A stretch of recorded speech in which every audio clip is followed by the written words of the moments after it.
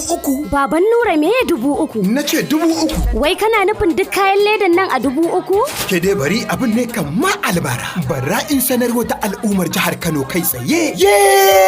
Kuwa al'ummar jihar Kanan Dabo. Za a fara garabasa ta gaske a kamfanin Sani Baba Investment. Za a fara wannan garabasa a ranar Asabar 3 ga watan 4 shekara ta 2021 har sai kayan sun kare. Material ne na naira 6,000 ya dawo naira 3,000. Na naira 5,000 ya dawo naira 3,000. An yi wannan ragin ne saboda karatowar watan azumi mai albarka. Hajiya Alhaji duk ta inda ka shigo kasuwar kantin kwari zaka ga ma'aikatan mu na ta yin wannan garabasa a kan titi. Sai shagon mu da ke Block D ginin Ganduje lamba 411-412. Shi ma ana wannan garabasa ana kuma sai da sauran kayayyaki kala iri daban-daban. Da sauran shagunan mu da ke cikin kasuwar kantin kwari duka ana yin wannan garabasa. Sani Baba Investment da sauki muka zo wa al'umma. Tarho domin kasuwanci 0706233961 da 0869 61 95 97.